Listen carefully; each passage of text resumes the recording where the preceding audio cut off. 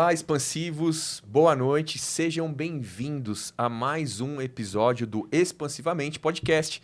Você que está chegando pela primeira vez, eu sou o Rodolfo Krasovski e aqui nesse espaço nós falamos sobre saúde física, sobre saúde mental e em cima disso, saúde mental, tivemos um episódio recente com a psicóloga Daniela, repercutiu muito esse episódio com ela, onde nós exploramos a questão da ansiedade, da depressão e devido à demanda, nós estamos aqui para gravar um episódio exclusivo sobre depressão. Então, iremos falar novamente com a Daniela sobre isso, onde vamos tirar todas as dúvidas que eventualmente você possa estar atravessando. Então, o que é depressão, o que não é? Vamos falar também a respeito do padre Fábio de Mello, que está muito em alta, ele também tem vivenciado isso, né? Esse drama também com relação à depressão. Então, é um prazer estar com vocês mais um dia aqui, sejam muito bem-vindos. E Dani, seja muito bem-vinda a mais um episódio aqui do Expansivamente Podcast. Um prazer te receber aqui. Obrigada, Rodolfo. Obrigado, expansivos, né? Que acompanha aí o trabalho muito bem feito, né, do Rodolfo. E eu estou muito feliz de voltar aqui num curto espaço de tempo, Verdade. né? Então, para quem não me conhece, eu sou a Daniela Campos, eu sou psicóloga clínica, também trabalho com treinamento, desenvolvimento de pessoas. E estamos aqui de verdade hoje, o último dia de janeiro. Verdade. E janeiro branco, né? Estou aqui de branco representando a conscientização da saúde mental. Então, muito obrigada pelo convite novamente. E eu espero que seja aí um bate-papo de bastante profundidade para ajudar pessoas que precisam de conhecimento. Será sim, Dani. E Dani, para quem não acompanhou, de repente não sabe, né? Quando a gente está falando de Janeiro Branco, o que seria o Janeiro Branco? Para quem está chegando agora. Janeiro Branco é o mês que a gente conversa, conscientiza as pessoas a cuidar da saúde mental, começar pela cabeça. Janeiro, né, o início de tudo. E nós temos aí uma página em branco, né, desse livro da vida, que a gente pode reescrever uma nova história. Então, o convite, e isso foi criado por psicólogos brasileiros, se eu não me engano, 2014. E é uma conscientização. Assim como a gente tem Outubro Rosa, Setembro Amarelo, que é o mês que a gente fala novamente sobre prevenção de suicídio. Se a gente começar a falar sobre saúde mental, quando chegar lá em setembro, a gente diminui as causas de suicídio, né? Então, é o início de tudo para que a gente possa começar do zero, tudo de novo, cuidando da cabeça. Perfeito, Dani. E quando nós falamos desse assunto, né, de suicídio, né, que é um tema tão importante, que mexe não só conosco, né, que somos profissionais, mas com as pessoas também que nos acompanham, tem muita relação com a questão da depressão também, né? O que seria a depressão? Porque assim, às vezes, na cabeça da pessoa, né, que está atravessando por isso, será que eu estou atravessando uma tristeza? Será que eu estou num episódio ou passando por uma depressão? Quando que seria o momento dela se perceber que talvez ela esteja com depressão, Dani? É importante essa pergunta, né? E até para psicoeducar as pessoas. Depressão é diferente de tristeza. Tristeza é uma emoção que a gente sente toda vez que algo ruim acontece.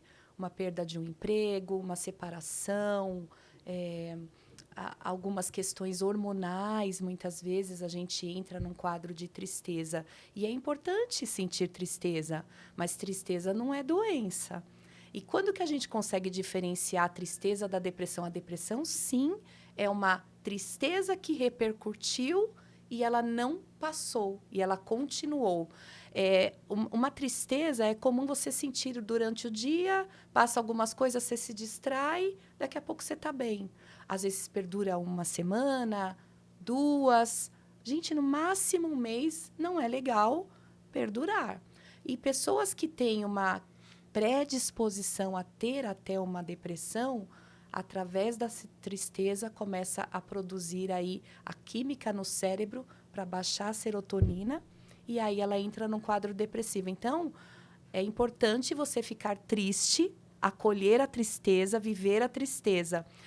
Pessoas que passam por luto, se ela não viver essa tristeza, ela fica uma vida inteira enlutada.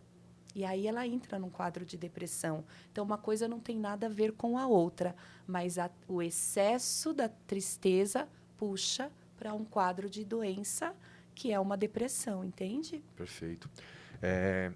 Em outras palavras, seria a gente falar assim, as emoções, ainda que sejam emoções desagradáveis, elas são importantes serem vividas, né? Porque de alguma forma elas trazem sentido, elas trazem aprendizado, elas trazem não situações, mas muitas vezes posturas que vão nos ajudar a crescer. Então, uma frustração, uma tristeza, eu tenho que me preocupar quando aquele sentimento ele ganha uma dominância e uma constância. E aí a gente Isso. está falando talvez de um transtorno, né? O que é um Isso. transtorno? Talvez aquilo que me gerou uma disfunção, aquilo que é contínuo, a forma como eu percebo e não consigo reagir mais durante um tempo prolongado. E aí, por exemplo, uma pessoa ela se percebe nesse quadro. Recentemente nós postamos, né, um vídeo juntos e esse vídeo ele teve um grande alcance e ali nós pudemos juntos ver o comentário das pessoas, né? Quanto que as pessoas têm realmente sofrido com tudo isso, né? E qual que é o momento, Dani, que você entende, talvez, que ela tenha que buscar uma ajuda? Porque assim também, vamos... bom, responde essa primeiro, para não te Vamos atropelar. lá, então, é uma coisa puxa a outra, né? A gente tem lá no Classificação Internacional das Doenças, né? E tem algumas relações que a gente identifica e classifica ali numa doença. Então, se a pessoa começou a sentir muita tristeza, né? Muito com excesso, o tempo todo triste, e essa emoção perdura por muito tempo. Um outro item, ela deixou de fazer as coisas que ela fazia antes, que ela gostava, e ela deixou de fazer. Esses dois a gente já pode classificar como uma hipótese diagnóstica de depressão. Aí vem dificuldade para dormir, insônia, irritabilidade, excesso de peso, perda de peso, dificuldade nos relacionamentos. E aí vem uma série de outros itens que a gente pode enquadrar. Mas se a pessoa está com excesso de tristeza e ela deixou de fazer as coisas que ela fazia com prazer e ela deixou de ter, ali você já pode ter um sinal e um alerta para buscar ajuda. Perfeito. Ô Entendeu? Dani, você me permita fazer um comentário pessoal de algo que eu vivenciei. Para quem não me conhece ainda, eu tenho a minha fé, né? Tenho a minha espiritualidade, que é algo que norteia muito a minha cosmovisão, a minha visão de mundo. E eu passei por isso. Não sei se você sabe. Você sabe, eu cheguei a te falar ou não? Não Que eu chegou. passei por isso. E para mim foi horrível isso. Em que sentido? Porque eu achava, Dani, que a fé ela tinha que dar conta daquilo que eu estava sentindo e reverter. E eu me percebi preso a uma fé porque eu fazia o que a minha fé pede, né, para eu fazer, e eu não obtia a resposta ou a transformação do meu estado, e aquilo foi piorando, piorando, piorando, e eu comecei a flertar com pensamentos muito ruins também, e aí eu cheguei num determinado momento que eu me rendi à necessidade de buscar uma terapia. E na terapia é que eu pude, de fato, aprender a sair daquele estado. O que acho que é importante a gente também abordar aqui, existem alguns preconceitos com relação a isso. Um dos preconceitos, ao longo da história, né? Que a gente vê a história da psicologia, a história da psiquiatria de doenças mentais. Sim. Muitas doenças mentais hoje, tem gente que trata como frescura, né? Ah, é frescura, é frescura. Na verdade, é que existe um padrão antigo que não se tinha acesso a diagnósticos, a essas profissionais habilitados para poder diagnosticar algum tipo de doença. E quando a gente traz também até para a própria Bíblia, a gente já abrindo o caminho para falar de um sacerdote hoje que está passando por isso, a gente vê alguns personagens bíblicos, inclusive Elias, que passou por isso. O fato de ele buscar uma reclusão, o fato dele buscar um isolamento, o fato de ele não fazer o que ele entende que deveria ter feito, o fato dele questionar a Deus, o fato dele sentir aquele medo dominando ele e ele pedir para que Deus levasse ele. Não que ele gostaria de ser levado, talvez, aí eu não sei, mas o fato é que ele queria colocar fim ao sofrimento através de tirar a própria vida. Então, eu queria que você falasse um pouco sobre isso, né? Nós temos um caso recente do padre Fábio de Mello, que que trouxe, e acho muito importante a gente falar sobre isso, inclusive para pastores, para líderes espirituais. Por quê? Porque existe um peso muito grande sobre o líder espiritual. Eu Né? imagino. O peso de talvez ele carregar aquele estigma de eu sou a referência, então eu não posso expor a minha vulnerabilidade Isso porque eu vou aí. influenciar as pessoas de forma negativa. Isso aí. E aí ele acaba criando uma capa de um super-humano, abafando o cuidado que aquele humano precisa ter. E aí é onde vem o líder, ele lidar com solidão, ele lidar com frustração, ele lidar com traição constantemente. Então, Tempo assim, todo. é muito... E com as próprias questões voltadas à fé, a tudo. Então, é muito difícil. Ele flerta muito. O líder Muito. espiritual, ele flerta muito com a questão da depressão mesmo, Eu né? imagino. E aí a grande dificuldade é justamente em não poder sair para fora, expor, precisar de ajuda, tanto que nós temos um dado que eu sempre falo, né? E assim, eu quero pedir... Não quero ser indelicado com você que tem a sua fé, que eu também tenho. Então, eu não estou criticando a sua fé, porque eu também tenho a minha fé. Mas existem pessoas que acreditam que a fé na questão de algumas doenças mentais ou da alma, a fé ela tem que dar conta. E eu não estou falando que não dá e eu não estou falando que não possa dar. Mas da mesma forma que eu falo que quando você precisa de uma especialidade médica, Deus não possa fazer. Mas você também não vai deixar de buscar aquela especialidade médica, né? Isso aí. Então, eu entendo que hoje, que o nosso Deus, né, o Deus, pelo menos que eu acredito, é um Deus do impossível. Mas o que é possível? Isso. Então, o meu possível eu vou buscar. O possível fica na nossa Eu não tô, parte. mas eu não estou substituindo, eu estou fazendo aquilo que eu entendo que Deus quer que eu faça e isso. posso. Ah, mas se eu não posso, aí eu levo a demanda. É Faz isso. sentido para você? Faz. Se a gente pensar num ser humano integral, a gente está dividindo aí entre corpo, mente e espírito. Quando a gente fala mente, abre um parênteses para a alma, né? Que envolve pensamentos, que envolve emoção. E independente se é uma pessoa voltada para uma religião, uma espiritualidade ou não, ela precisa se blindar. Nós precisamos aprender a blindar a nossa mente, porque a gente está com um excesso muito alto de informações. E a gente pode falar isso num outro momento, que é o outro ponto, que é a Perfeito. ansiedade, né? Então, uma pessoa quando está deprimida, e quando a gente pensa num líder, independente se ele é um líder espiritual, se é um líder organizacional, ele tende a trabalhar muito sozinho e ele precisa mostrar que ele é forte. Um pai de família é um líder, né? E precisa mostrar que é forte. E é importante, nem todo mundo precisa saber o que está acontecendo aqui dentro, mas eu, como ser humano, preciso reconhecer e aceitar o que está acontecendo aqui dentro. Então, quando eu vejo líderes, e a gente está acompanhando aí um líder espiritual muito querido, né? E que tem vários outros que sofrem de depressão. Eu imagino o tamanho do esforço dele em aceitar a doença, em se tornar vulnerável. Quando a gente aceita uma dificuldade que a gente tem, que a gente faz um ponto para o autoconhecimento diante disso, já é metade do caminho do processo de tratamento. Né? Então, o fato agora da gente estar vendo pessoas falar muito mais claramente sobre a depressão, opa, que legal! Essas pessoas estão reconhecendo em si que tem algo diferente com elas. E isso é a parte mais difícil, tá? Quando a gente pega pessoas no consultório, eles já chegaram até o consultório para pedir ajuda, mas grande parte da população não chega. É verdade. Quando as pessoas chegam para mim no consultório, ela já normalmente ou reconheceu ou um psiquiatra que encaminhou ou algum familiar, né?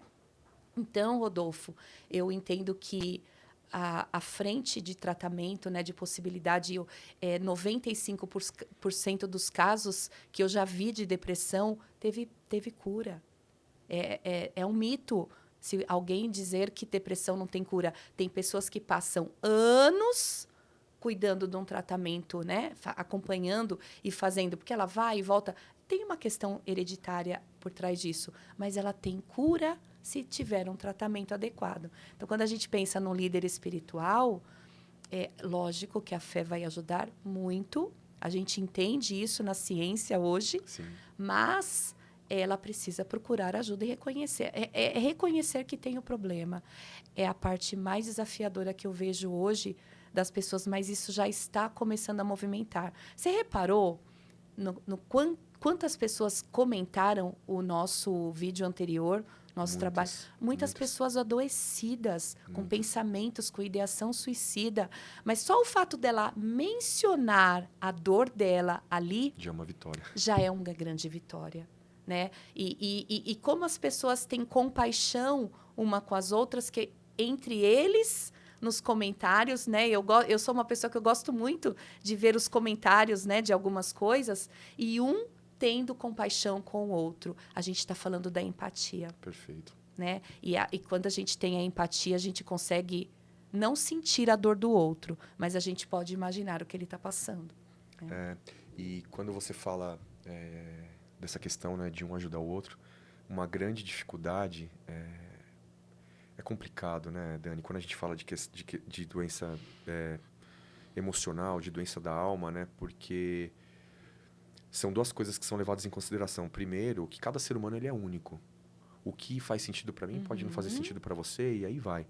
E o fato de a pessoa não estar vivendo aquilo e de não estar vendo aquilo, muitas vezes ela não tem a empatia de entender que o outro processa fatos, episódios, né, externos de forma diferente. Cada ser humano é diferente. Ou seja, não são todos os padres que estão passando por depressão, mas tem quem está passando por depressão.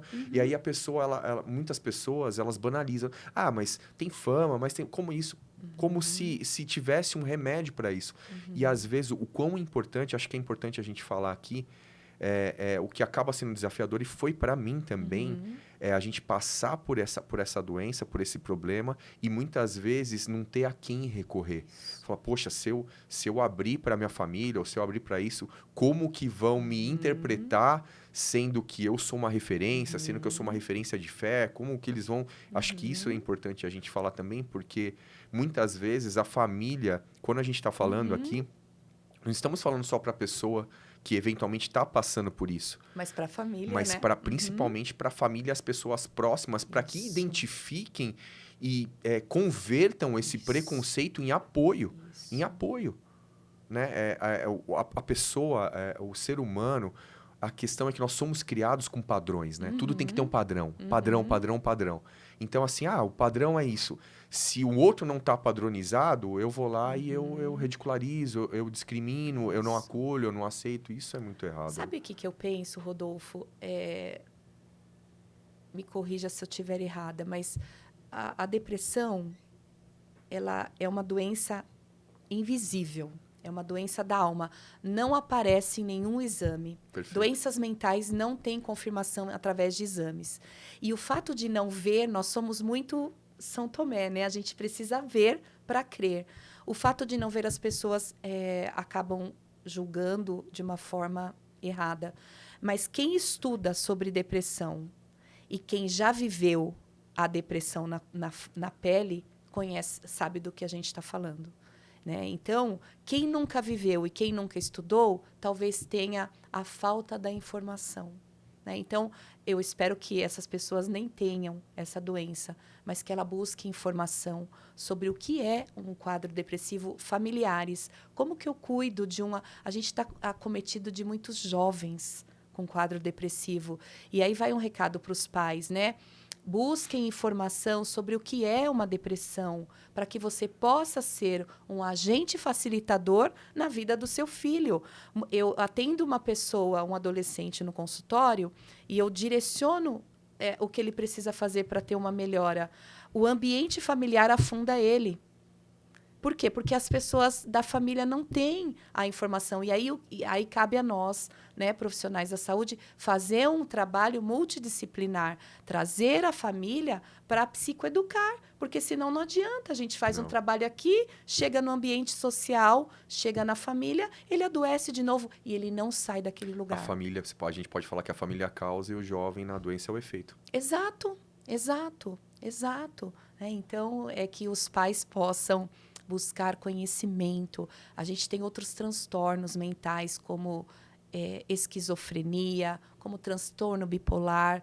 E isso a gente pode trazer em alguns outros momentos a informação. Por quê? Porque as pessoas precisam aprender a lidar com essas pessoas. E como que a gente lida com uma pessoa com depressão, né? Um filho com depressão, entendendo que ele está doente. E vai ter dias que ele não vai querer levantar da cama. E a gente precisa respeitar isso. Vai ter dias que ele não vai querer tomar banho, ele não vai querer comer. E ele não está com frescura. A depressão é uma força que te puxa para baixo. Ele não vê luz. Imagina um porão escuro que você abre a porta e entra. A pessoa que entrou lá no porão e fechou a porta é uma pessoa que está num quadro de depressão. Você está do lado de fora pedindo para ele sair. Ele não sabe onde é a porta. Mais ou menos essa a analogia para a pessoa entender o que é uma pessoa com depressão. Muito louco o que você falou agora, porque quando eu tive, a analogia que eu trouxe era como para tentar fazer as pessoas entenderem quem está com depressão, era que eu falei assim, eu estou dentro de um carro com os vidros todos pretos. É isso. Eu não enxergo nada, a pessoa tá falando, sai daí, mas a pessoa, o mundo dela, a forma dela é aquele carro, que ela tá dentro daquele carro, sem conseguir ver, sem conseguir enxergar. Quem tá de fora, sabendo que tá daquele carro, é só você abrir a porta e sair. Não. Mas você não tem força, você se sente amarrado e para você faz sentido aquela escuridão. É isso. E assim, quando a gente fala de depressão, a gente fala de muitas causas também, né, Dani? Tem o fator biológico, às vezes uma questão de vitamina, tem o fator ambiental, do ambiente onde aquela pessoa... Tem mais alguns fatores que podem desencadear para isso? Ai, Rodolfo, eu vou falar da experiência de consultório. Os quadros de depressão é sobre situação muito alta de estresse, né? Que hoje a gente tem o burnout, né? Uma porta aí para quem está no mundo corporativo. Muitas pessoas com afastamento de depressão. Você pega empresas aí, né, de telecomunicações, as pessoas adoecem aí pelo excesso e pela cobrança de trabalho. Mas um ponto bem profundo são em relação aos traumas, né? Porque a depressão ela puxa você para a tristeza, para a raiva, para o medo. Muitas vezes tem algo relacionado ao que você viveu lá no teu passado. Então, eu estou falando de uma criança ferida, né? De uma criança que muitas vezes sofreu abuso. Abuso por pessoas de dentro de casa. E como cuidar disso? Às vezes, a depressão é a porta de luz para ela, porque ela fica doente. Através dessa doença, ela vai acessar o que está dentro do porão e transformar e limpar esse porão e deixar esse porão limpo de toda a sujeira do passado. A gente não consegue voltar no passado e mudar, mas a gente consegue contar uma nova história a partir disso. Então, eu acho que a depressão é uma doença, se você conversar com a maioria das pessoas, tem uma relação com trauma, com coisas que para a gente pode não ser tão profunda, mas para aquela criança que viveu aquilo é muito profundo e muito pesado. Ela precisa levar luz lá para trás. Então, a gente tem que voltar e contar uma nova história para que a vida dessa pessoa ganhe um colorido. Pessoas depressivas, a mente é cinza. Sabe um dia nublado, cinza? É assim que a pessoa funciona. Mesmo que esteja sol para ela. Mesmo que esteja sol. E é tão legal você acompanhar o processo, né? Eu gosto muito de acompanhar o processo. Começa a ter cor. E até a própria cor da pessoa, o tônus vital, brilho nos olhos, ela começa a mudar até a postura. Um depressivo, ele tem uma postura encurvada e ele não olha para cima, ele só olha para baixo, porque a vida dele está para trás. Olhar para baixo significa eu estou olhando para o fundo do poço, né? É o único lugar que eu me reconheço. É um processo, é um processo. Mas é possível. Eu estou aqui para falar e eu acredito no processo de cura quando a pessoa busca ajuda. E essa ajuda é bem o que você falou, é cuidar do corpo, cuidar da mente e cuidar do espírito. Você blindou essas 3 frentes, é um processo que a gente consegue acompanhar cada um no teu tempo, mas é possível curar. É importante a gente deixar isso claro, né? A gente está aqui trazendo alguns padrões de comportamento que quem está nos assistindo pode se identificar. E a visão do depressivo ela é uma visão cinza mesmo, né? Mas você tem que ter a certeza do que a gente está te falando, que tem saída para isso, saída. né? Existe sol. Nós estamos aqui para isso. Existe sol, mas talvez tenha sido um processo para a pessoa se tornar depressiva. O que ela tem que ter em mente também é que é um processo. Fala, olha, estou no processo para sair.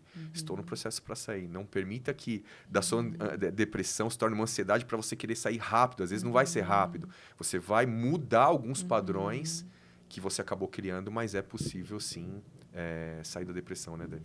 É possível. E sabe como é possível? Acessando a dor. Não foge. Mas eu deixo isso muito claro aqui. Acessa a dor acompanhado de um profissional.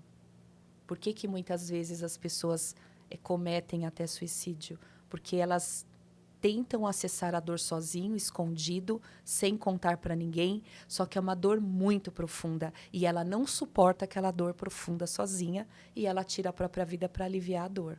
Não é para tirar a vida, é para aliviar a dor. Então, busque ajuda para acessar essa dor. Quanto mais eu olho para a dor, onde está o veneno, tem o antídoto, né? Quanto mais eu acesso a dor, maior a possibilidade dessa parte minha ferida se sentir olhada, se sentir amada, se sentir cuidada. E ali eu começo a levar um processo de restauração, de renovação. Então, precisa cuidar olhando para aquilo que dói. Mas, de novo, acompanhado de alguém, algum profissional, não dá para ir sozinho. Sozinho é um risco muito alto. Perfeito. Entendeu? Acho que é importante a gente falar também dos jovens, né, de hoje. Diferente, não da sua, mas talvez da minha geração, né? Eu acho que a minha geração é mais antiga que a sua. Mas, assim, nós fomos criados com hábitos sociais diferentes, né? Então, assim, a gente fazia muito, saía pra rua, interagia fisicamente ali e vivia os processos que nos trazia desenvolvimento e bem-estar, né? Hoje, o bem-estar tá na telinha.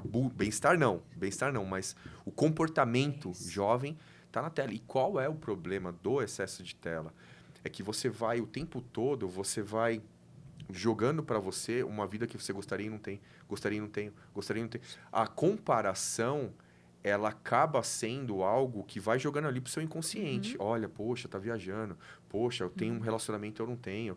Poxa, tá bem estabelecido, eu não tô. Poxa, tá fazendo isso, eu não. E o tempo todo você vai cronificando essas frustrações que têm a tendência a gerar determinados tipos de comportamento e desencadear também uma depressão, né? Com certeza. A grama do vizinho sempre é mais verdinha, né? Só que se você chegar lá na grama do vizinho e olhar de perto, ela não é tão verdinha. Perfeito. A gente tem uma geração muito necessitada de autoestima, falta de autoestima, né? Então, como que você resgata a tua autoestima?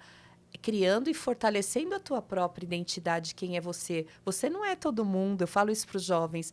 Quem é a sua versão, a tua própria versão? Você precisa ser você. Você não está aqui para agradar ninguém, você não está aqui para ser melhor que ninguém. E os jovens se perdem muito nisso. Não só jovens, tá? Estou falando até da minha idade, da geração dos 50 a mais. Para de se comparar. Para de achar que o outro é melhor que você. Para de se diminuir diante do outro. Somos todos iguais. E cada um com a sua qualidade, cada um com o seu dom. Ninguém está aqui para ser melhor que ninguém. Só que os jovens, eles têm essa necessidade muito grande de autoafirmação, de validação. O que a rede social traz? No cérebro, ela aciona a dopamina.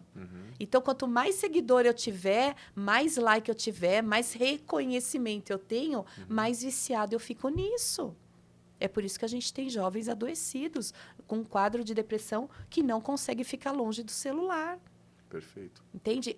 Eu tenho uma lei nova aí do governo que eu tô achando maravilhoso. Sensacional.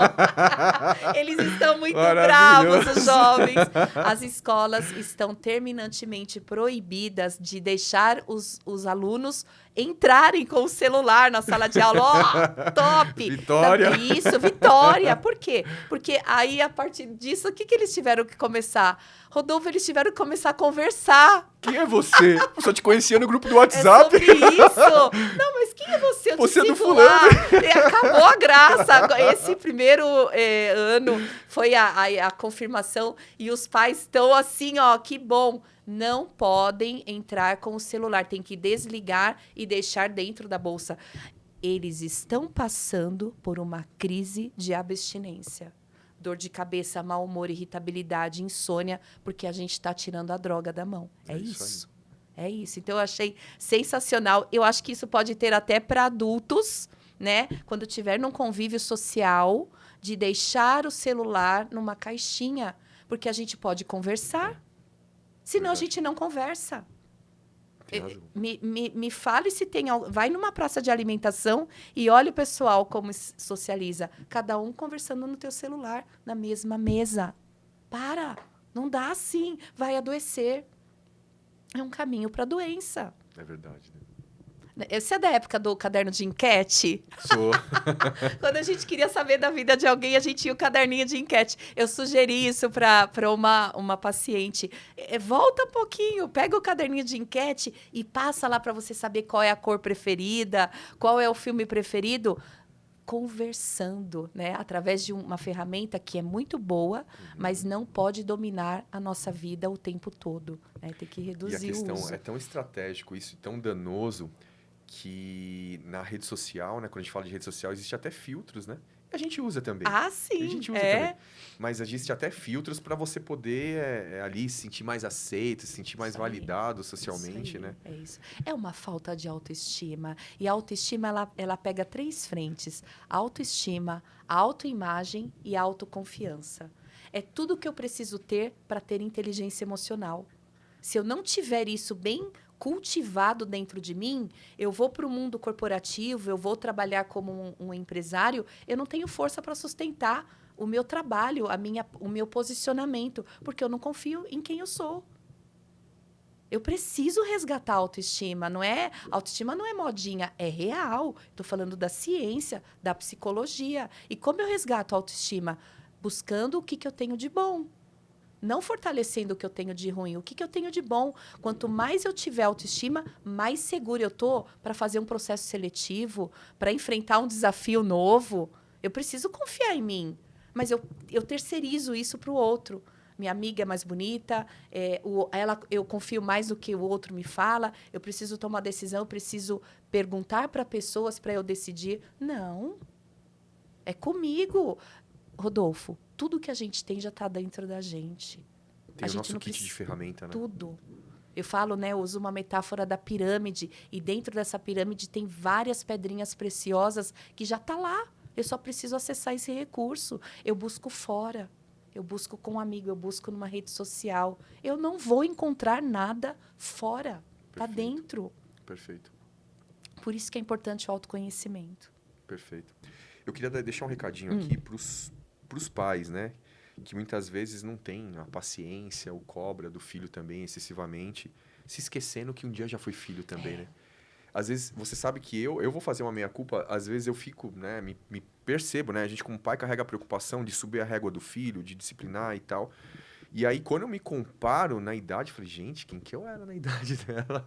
Fazia coisas muito piores, assim, né? E às vezes a gente não tem a mesma paciência quando a gente é pai e quando a gente é mãe. Verdade. Não compreendendo o filho, não compreendendo que fisiologicamente ele ainda não está desenvolvido a maturidade dele, que ele tem a fase dele, que a fase vai passar, que isso tudo vai acabar, que é só um tempo, que a gente também tem que ter essa empatia entre pai e filho também, né? Até na questão da depressão, da mudança. O que você entende, por exemplo, trazendo para os pais aqui, os pais identificam no filho uma mudança de comportamento, já um comportamento mais entristecido, mais dominado pela tristeza, mais desmotivado, não querendo fazer atividades que ele deveria. O que você orienta aos pais que estão nos acompanhando? O que eles poderiam fazer a respeito disso? Primeira coisa é identificar se tem uma mudança do filho, porque um pai conhece um filho, né? Como ele era. Quando a gente fala de depressão, a gente não pode ficar seguindo essa regra. Cada pessoa funciona de um jeito. Então, quem eu era antes, como eu era antes, percebeu que tem algo diferente, busca ajuda. Vai atrás de um profissional. É natural na adolescência a gente entrar no nosso mundo interno. Então, não é porque o seu filho está dentro de um quarto isolado que ele está em depressão. Veja bem, eu preciso do meu mundo interno. Adolescer, eles não querem os pais. E o pai é chato, o pai cobra, só reclama. Não, eles querem o mundinho deles. Então, tá tudo bem ele estar dentro do quarto por algumas horas. Mas observa se ele está mudando. Como ele era, como ele ficou. E aí, chama esse filho para fora, né? Chama ele para fazer alguma coisa junto. Chama para ir para um parque, para jogar. Mas não fica cobrando. Com adolescente, a gente tem que ter estratégia. Eu gosto muito de adolescentes, de verdade. Eu fui uma adolescente muito rebelde. Eu dei muito trabalho para os meus pais. Ai, olha, pai, mãe, me perdoa. Eu sei que vocês fizeram o melhor, né? Mas eu fui muito rebelde, eu não aceitava não. Eu rompi, a filho mais velho rompe, né? E eles, na sabedoria deles, acabavam não tendo tanta estratégia. Então, o que eu falo para os pais? Busque estratégia para lidar com o filho. Estratégia qual? Não é lá em rede social. Busca um profissional para ter uma orientação, porque muitos adolescentes estão adoecendo pela falta de percepção dos pais. Não só adolescente, criança também. Sim. Algo que eu consegui gerar na minha filha, que foi muito positivo, ela sempre me viu treinar, né? Sempre quis ir e tal, tudo. E aí eu levei ela 2 vezes na tentativa de que talvez ela poderia acompanhar, não deixaram, isso gerou uma frustraçãozinha nela. E a gente sempre ficou fomentando isso, né? Quando você fizer 14 anos, eu vou te levar quando você fizer. Eu confesso para você que eu falei, poxa, eu vou levar, né? Ela tá querendo. Eu falei, mas será que quando ela se deparar ali com a atividade física, será que de fato ela vai gostar? Vou te falar que ela vai mais do que eu. Que bom, virou! Ela vai que sozinha. bom, já falou, Ju, meu horário é esse e tal. Eu falei, não, vou isso. sozinha. Fonezinho dela Que de ouvido, bonitinha. carinha de mal. Vai lá, treina. Olha, o esporte salva vidas, tá? A nossa filha, né? O meu marido, ele sempre foi do esporte. E ele sempre foi do jiu-jitsu. E, na época, ele incentivou ela a ir para o judô. E ele acompanhou muito de perto essa parte do esporte. A Mariana foi uma adolescente. É isso que é importante, Rodolfo. Você inspirar e direcionar teu filho a passar por todas as etapas da vida. Por que a gente tem um monte de adulto infantil?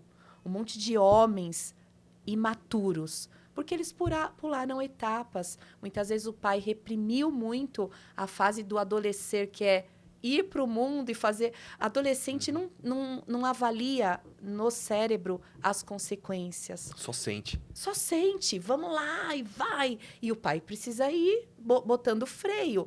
Mas, de fato, a gente entende o mundo, né? Eu estou falando da visão de mundo. Mas tem pais que também foram adolescentes. E foram adolescentes tão intensos que projetam nos filhos o medo de que os filhos façam as mesmas coisas e eles não deixam o filho viver a adolescência. E aí, o que acontece? Chega esse filho que pulou essa etapa da adolescência, vai chegar lá na crise dos 40, vai querer ser o jovenzinho. Tudo bem, a ordem do fator não altera o produto, mas um homem de 40 anos hoje, querendo fazer coisas de adolescente, ele não encaixa. Não. Então, é importante engatinhar. Eu falo, deixa engatinhar. Não, ele já tem que andar logo. Deixa engatinhar. Vai andar. Vai cair. Vai cair. Vai brincar. A criança tem que brincar. Criança tem que brincar. Muitos adultos não puderam brincar quando criança.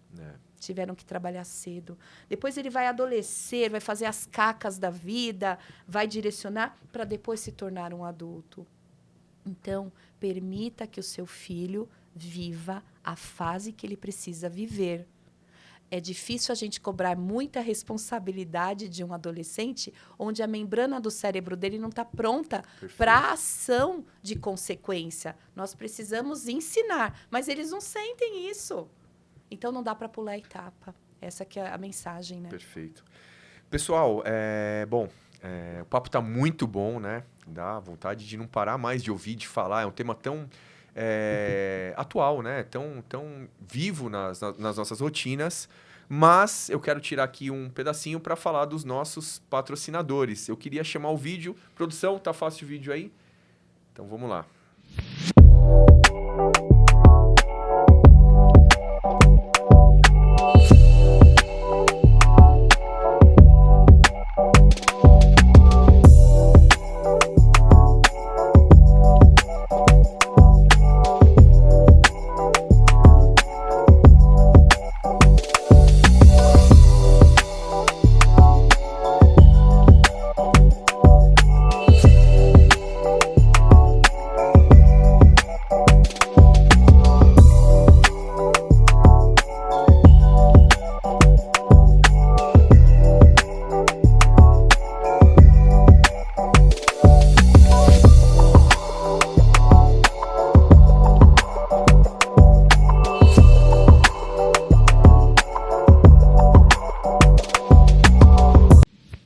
Pessoal, vocês acabaram de ver aqui, quando a gente fala do Expansivamente, a gente está falando muito também de autocuidado, né?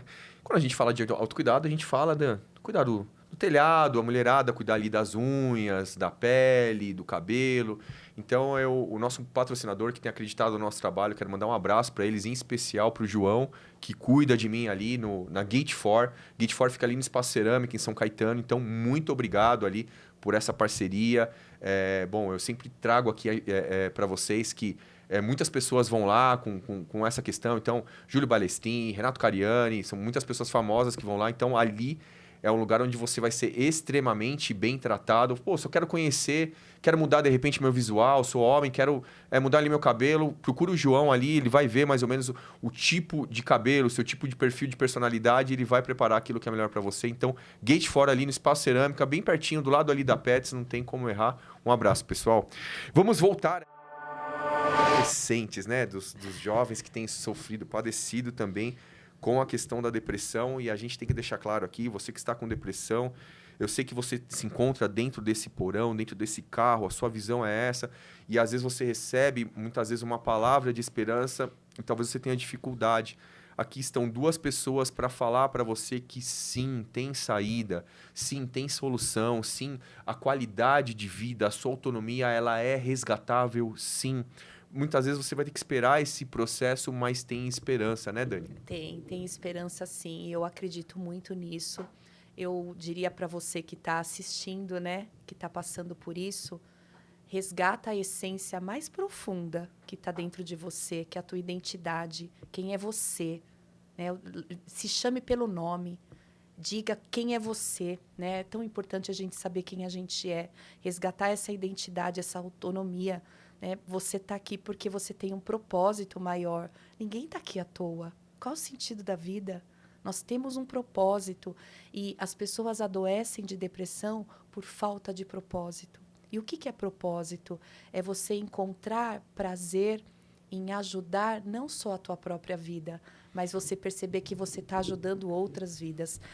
Quando a gente só se ajuda, fica uma visão muito egoísta e não faz muito sentido. Então, você precisa resgatar primeiro a sua identidade, quem é você, e depois você vai descobrir para que você está aqui. Porque todos nós temos uma missão. E, às vezes, a gente está perdendo uns talentos aí que está distraído no porão. Sai do porão, vem para a luz, né? Tem vida aqui fora. Acho que esse é o chamado, tem vida aqui fora. Dani, você me permite trazer uma ilustração bíblica sobre isso? Quando nós falamos de depressão, nós falamos de alguns personagens bíblicos que passaram por isso, Elias, Eliseu. E o que eu queria trazer para você que nos ouve nessa hora, tem uma passagem que diz assim: traz à memória aquilo que te dá, ou que te traz esperança. Quando nós olhamos para Davi, ele vencia ali os leões, ele vencia os ursos. Foram pequenas batalhas, mas foram batalhas. E quando ele se encontrou diante do Golias, todo mundo falava: não tem solução, não vai dar certo, você não vai conseguir, quem é ele? Adotaram, inclusive, estratégias humanas para ele. Vista essa roupa, usa essa espada. Ele falou: não. A fé dele, o propósito dele, as promessas que ele tinha, sobressaíam sobre ele. E por essa razão, ele lembrou: quem sou eu? Eu sou aquele que vencia as pequenas batalhas. Se eu venci várias pequenas batalhas, eu sou capaz de vencer essa grande batalha que está sobre mim. Então, você que está nos acompanhando agora, lembra, talvez você não tenha esperança agora, tudo bem, eu reconheço a sua dor. Mas lembra daquelas pequenas batalhas que você já passou também. Sobre essa batalha, muitas vezes, que está te acovardando nessa hora, ela tem solução, sim. Se compara com outras pessoas que passaram por batalhas piores e venceram. E você já passou por muitas batalhas. Então, há esperança, sim. Desde que você coloque um propósito maior e acredite dentro de você e acredite na sua espiritualidade também. É isso. E assim, às vezes é tão profundo esse buraco do porão que se a pessoa conseguir ter força para levantar a mão, levanta um dedo, um dedinho, e você vai encontrar ajuda, você vai receber ajuda. Né? Porque é possível, só que a gente às vezes não consegue perceber. A gente é de uma geração hoje que os depressivos, eles se escondem através de uma vida perfeita. Perfeito. Os depressivos fazem posts, eu estou falando de uma geração mais virtual, né, de rede social, E eles estão ali bem cuidados com uma vida perfeita e eles estão destruídos por dentro. É com essas pessoas que eu queria falar hoje. Tudo bem você contar para todo mundo que tá tudo bem, mas no teu íntimo a pessoa sabe que não tá. Levanta um dedinho e conta isso para uma pessoa da tua confiança, como um pedido de ajuda, e aí você vai ser resgatado para um processo de cura, para um processo de transformação, porque é aí que tá, é dessas pessoas que eu gostaria de falar hoje, desses que estão escondidos, fingindo que tá tudo bem, e ele sabe que não tá. Só ele. Perfeito. Só ele, entende? E como a gente falou, né? Muitas vezes não é só a pessoa que está passando por isso, são muitas pessoas que estão passando por isso. A vida da rede social, ela é uma vida tão somente virtual. Ela é uma vida editável. Não significa que reflete uma verdade. Todo mundo tem suas dores, todo mundo tem suas limitações, todo mundo tem o seu dia mal também. Então, não é vergonha. Muito pelo contrário, é um gesto de ousadia, um gesto de coragem. Você reconhecer a sua fraqueza e não querer sustentar uma falsa, muitas vezes, coragem que, na verdade, está querendo esconder alguém que está precisando de ajuda. Isso. Você sabe, Rodolfo, eu também vou compartilhar algo meu pessoal, né? Eu, em algum momento da minha vida, aí, quando eu trabalhava em empresa, eu fiquei com depressão. Eu tive uma depressão bem profunda, porque eu tinha pensamentos ruins. Entendi. E para quando a gente chega num quadro mais profundo de pensamentos ruins, a gente está mascarando há muito tempo. Então, eu sempre vendia aquela imagem, eu estou bem, não, vamos lá, onde já se viu psicóloga não pode adoecer. O pessoal eu até falei isso no outro vídeo, o pessoal da área médica, da área da saúde, são os que mais são acometidos por doenças emocionais, muitas vezes, né? Só que eu precisei de procurar ajuda, e eu procurei ajuda. Eu procurei um psiquiatra que foi maravilhoso na época. Ele me afastou. Eu fiquei 1 ano e meio afastada, cuidando. E eu me lembro que, enquanto eu estava num processo de tratamento, meu marido saía com a minha filha para trabalhar, ela para ir para a escola. Eu ficava na grade, na tela do apartamento, olhando lá para fora, por horas. E apática. E não tinha vida. Eu fiz o maior esforço do mundo para começar a fazer natação. E eu ia e não queria ir. E o negócio foi indo, foi indo. Então, quando você medica, medicação e terapia é a conduta terapêutica. Só medicação não acessa a sujeira do porão. Só terapia, às vezes, não ajuda porque eu preciso mexer na química do cérebro para a pessoa não ter uma ideação suicida. Gente, os dois. E eu passei por isso e eu estudo isso. Então, quando a gente passa, a gente consegue entender um pouco melhor, né, o que uma pessoa está ali fazendo. Mas é possível. Eu tive cura, não tive recidiva, porque eu fiz o tratamento até ter alta do psiquiatra, até ter alta da terapia, e eu estou aqui para contar isso para você hoje. Perfeito. Então, é bom a gente também mostrar que a gente é vulnerável e passou, e se, porventura, eu perceber que tem algo estranho comigo, muito rapidamente eu vou procurar ajuda. Acho que a partir do momento que a gente rompe essa barreira social, a gente não se permite mais ficar sofrendo, Isso, né? O nosso ego não nos segura mais, né?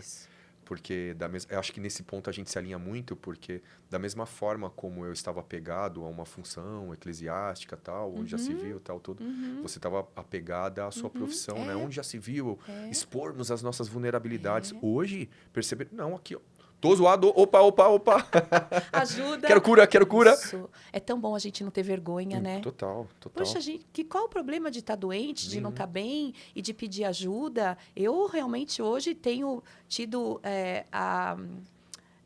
romper o orgulho, né? Rompe o orgulho. E outra, tem dias que a gente não tá bom, eu me assumo, eu falo, tô zoado hoje. É normal, porque é um dia, vai passar. O choro dura, né? Uma noite, mas a alegria ela vem pela manhã. E o sol brilha, né? Exato. No outro dia. Então, assim, não tenha vergonha de estar passando por um problema difícil. Busque ajuda, aceita aquilo que está acontecendo, porque tudo passa, né? Tudo a gente passa. E se você está aqui hoje passando por problemas difíceis, você pode sobreviver a isso e digo mais, testemunhar na vida de muitas pessoas que você conseguiu. Isso edifica a fé de muitas pessoas que estão ainda na batalha. Então, às vezes a gente está num temporal e a gente está ali por algum propósito também, Perfeito. né? Para você também ser luz na vida de alguém. Então, Passa pela sombra, saia do escuro para você ser luz e ajudar outras pessoas de forma positiva. É possível. Perfeito. Acho que é importante a gente falar aqui também algo que eu sempre gosto de enfatizar também. E muito provavelmente, você que já buscou ou vai buscar ajuda, você vai ouvir certamente de um profissional a questão de você se colocar em movimento, de você fazer algum tipo de atividade física. É importante que a gente fale aqui também que é a questão da academia, né? A academia, ela não é... Eu sempre falo isso, né? Academia, para quem está começando, ela não é algo legal, assim. É algo difícil. Às vezes a pessoa vai 2, 3 dias e fala, o que eu tô fazendo nesse ambiente? Meu corpo tá doendo pra caramba, não tô legal. Tudo bem, tá tranquilo com relação a isso. Mas dois pontos que eu gostaria de deixar em cima dessa pauta é para a pessoa escolher uma academia que se adequa ao melhor perfil dela e não necessariamente uma academia. Às vezes é uma caminhada, inicia com uma caminhada, tem uma bicicleta, joga um desengraxante ali na correia da bike, vai dar um rolê de bike, se coloca em movimento de alguma forma, pega um amigo também, cara, vamos dar um rolê, vamos dar uma volta, vamos em cima disso, algum outro autocuidado, aquilo que você eventualmente, cara, preciso fazer isso para poder me sentir bem, preciso ir no parque, busque alguma coisa que te traz uma esperança, que te reconecte com aquilo que te faz bem também. Porque muitas vezes também a gente vai nessa dopamina barata na internet, vai procrastinando, vai condicionando, vai organizando a nossa vida, a nossa rotina e a celular. Poxa, mas e aquilo que você gostava de fazer e aquilo que vai te colocar em movimento para a gente poder sair, se colocar em movimento, se colocar numa condição diferente que te faz bem também. Então, traz à memória aquilo que te traz esperança, vai passear, vai andar, vai se ver com algum amigo que te faça bem, porque isso é muito importante também. Rodas que te façam bem. Rodas que te façam bem. As rodas que você tem frequentado têm te feito bem? São perguntas que a gente tem que responder, né? Quando a gente quer buscar uma solução, a gente precisa começar a aprender a fazer perguntas, né? A gente quer muito resposta rápida e o segredo está nas perguntas. Então, é bem o que o Rodolfo falou. A atividade física é para a vida, é para a saúde, é para o corpo, é para a mente, né? Então, busca alguma coisa que te dá prazer. Vai dançar, leva o cachorro para passear, vai no mercado a pé, vai até o mercado ver quanto está o preço das coisas e volta. Desce a escada do apartamento, vai de escada. São pequenos movimentos que podem fazer uma grande diferença na tua vida. E observa as pessoas que você se relaciona, eu digo até além. Observa as músicas que você está ouvindo, conteúdo de música, às vezes digital. Teve uma época que eu atendi uma paciente com um sintoma ali de depressão. E eu perguntei que tipo de música ela gostava de ouvir. Nada contra, tá? Mas era sofrência. E aí eu peguei, no final de semana, elaborando um plano de tratamento para ela, eu fui ouvir algumas das que ela ouvia. Rodolfo! Você entrou em depressão. Eu quase fui pro porão junto. É um sofrimento, fortalecendo a crença da traição, do não merecimento, da desvalia, no conteúdo de uma letra de uma música. Olha como você está alimentando o teu inconsciente. Presta atenção nos filmes que você assiste, nos noticiários que você está assistindo. Isso tudo é insumo para você afundar. Então, precisa reavaliar toda a estratégia de vida. Eu, quando começo a atender uma pessoa, a gente faz um roteiro de vida, um plano diário daquilo que é saudável para essa pessoa seguir. E ela vai saindo aos poucos daquele lugar. Por quê? Com uma mudança de comportamento, de ação, de atitude. Tem que sair desse lugar ruim. Eu consegui ajustar uma dieta que não foi fácil, mas como a Dani está colocando aqui, o que eu fiz? No meu caso, o que deu certo? Eu falei para mim mesmo, né? Eu cheguei no estado de inconformismo, falei, quero mudar meu hábito, quero mudar os resultados daquilo que a minha alimentação tem trazido para mim. E eu comecei cortando pequenas coisas. Então, assim, farinha branca, não coloco mais. Aí fiquei um tempo. Farinha branca. Açúcar, também não. E assim, são com hábitos também. Eu vou confessar para você aqui, eu não sei se você se identifica comigo, mas assim, raríssimas vezes eu fui para a academia falando, uau, eu quero ir para a academia. Talvez assim, eu tô entrando no meu terceiro... Eu treino há muito tempo, mas de forma assídua e contínua, tô entrando no meu terceiro ano. Se foi 3 vezes, foi muito. Isso. Só que assim, eu sei o pós-academia é maravilhoso. E eu vou falar uma coisa, Dani, pra mim, assim, o que acaba pegando? Se eu tô... Porque é como você falou, pô, psicólogo, psicanalista, cristão, todo mundo tem os problemas e vão passar pelo dia mal, isso faz parte da vida. Mas as estratégias que eu busco, além das espirituais que eu tenho, que me ajudam demais, que me ressignificam muita coisa, muitas e muitas vezes eu tô com um problema, eu vou andar. Tum, tum, tum, tum.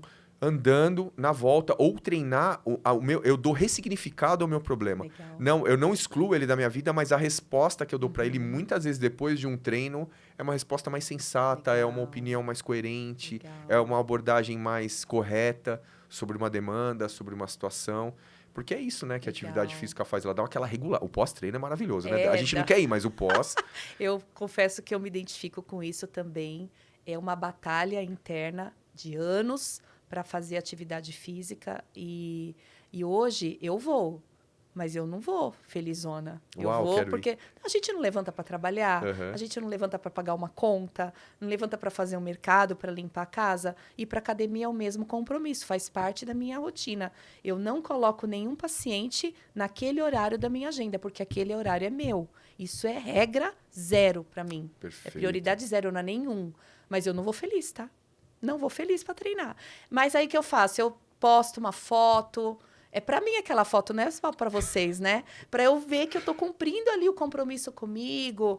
E através dessa foto eu vou vendo uma mudança no meu rosto, eu tô mais feliz. Ou aquele dia até que foi legal o treino. Fora quando a gente vai fazendo uma coisa que a gente não gosta muito, é uma incongruência que acontece com o nosso corpo, né?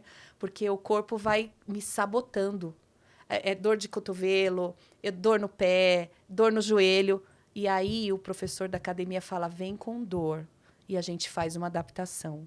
Então não tem desculpa, você tem que ir, né? Perfeito. Mas faz muito bem pra gente, as pessoas que fazem. Você percebe ao longo dos seus 3 anos quem era o Rodolfo antes Perfeito. e quem é o Rodolfo agora, esteticamente falando, mentalmente falando. E o mais importante é o autocuidado. Há 2 palavras que eu queria deixar aqui: autocuidado e autorresponsabilidade. Ninguém vai fazer por você aquilo que você tem que fazer. Sai do lugar de vítima. Os depressivos se colocam numa cadeira de vítima, querendo que o mundo faça por eles, até treinar. Não, é você. Você levanta e você faz. E isso é autorresponsabilidade. Perfeito. Não é porque eu estou doente que alguém vai fazer por mim. Você está doente, você vai medicar. E eu sou um pouco rígida na parte da terapia, tá? Eu não sou aquela psicóloga que dá o momento de acolher e momento de empurrar. Momento de... ninguém vai fazer por você. Sai desse lugar de vítima. Levanta daí. E aí a pessoa vai levantando no ritmo dela e começa a andar. Perfeito, perfeito. Muito bom esse papo. Produção, estamos com quanto tempo ainda? Encerramos. Foi muito bom, mais uma vez, quero te agradecer, Dani, mas ainda não é o último episódio com a Dani, né? A nossa afinidade é tão grande, né? A gente tá na mesma área ali de tratamento, de profissionais da área da saúde, que a Dani vai ser host. E ai de vocês se falarem que prefere a Dani do que eu, viu? Ai de vocês.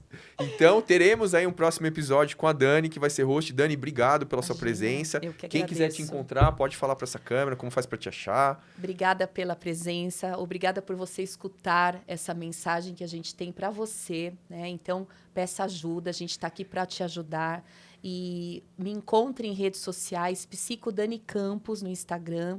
E eu tenho lá o maior prazer em receber você e direcionar você para aquilo que você está precisando, tá bom? E eu agradeço aí os seus expansivos pela oportunidade de estar aqui mais uma vez. E Dani, quem não nos segue, o que tem que fazer? Tem que nos seguir, tem que compartilhar. Me segue o Rodolfo expansivamente e compartilha aí. Eu vou deixar um desafio para você compartilhar pelo menos com 10 pessoas, tá bom? Para que a gente possa levar essa informação adiante. Eu preciso da tua ajuda também. Maravilha. Obrigado, Dani. Obrigado, expansivos, e até a próxima. Até a próxima.